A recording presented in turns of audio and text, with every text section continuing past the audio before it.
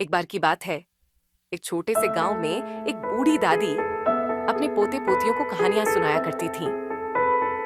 एक दिन बच्चों ने दादी से एक नई कहानी सुनाने की गुजारिश की।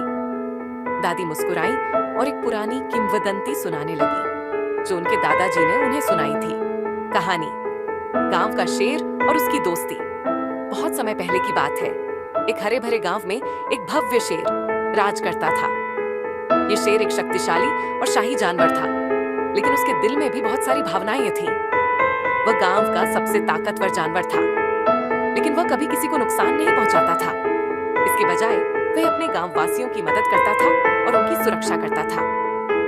उसकी यह दयालुता सबको बहुत पसंद थी। एक दिन गांव के पास एक सुंदर जंगल में एक छोटे से खरगोश का जन्म हुआ। ये खरगोश एकदम प्यारा और चंचल था और उसका नाम बबलू था।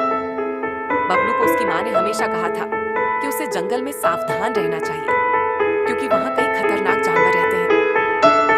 एक दिन जब बबलू खेलते खेलते जंगल में दूर चला गया, उसे शेर का सामना करना पड़ा। बबलू बहुत डर गया, लेकिन शेर ने उसे देखा और उसे डराने के बजाय शेर ने मुस्कुराते हुए बबलू से कहा, डरो मत, मैं तुम्हें कोई नुकसान नहीं पहुंचाऊंगा। बबलू ने डरते हुए पूछा, आप मुझसे दोस्ती क्यों करना चाहते हैं? क्या आप मुझे खा नहीं लेंगे? शेर ने जवाब दिया, मैं तुम्हें क्यों खाऊंगा, मैं तो तुम्हारा दोस्त बनना चाहता हूँ।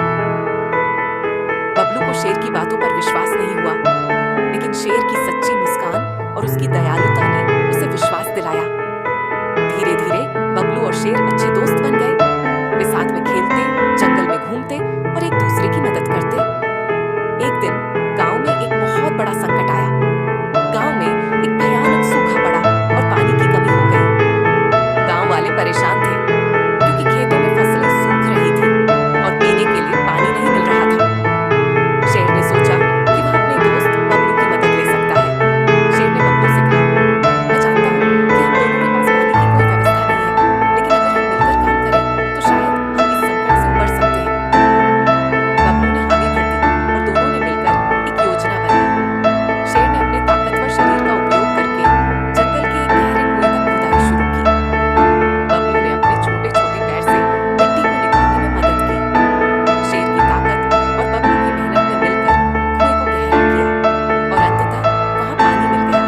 गांव वासियों ने देखा कि पानी का स्रोत मिल गया है और वे शेर और बबलू को धन्यवाद देने के लिए दौड़े। शेर और बबलू ने मिलकर गांव वासियों की मदद की और सभी को पानी उपलब्ध कराया। गांव में खुशियां लौट आईं और सभी ने शेर और बबलू की सराहना की।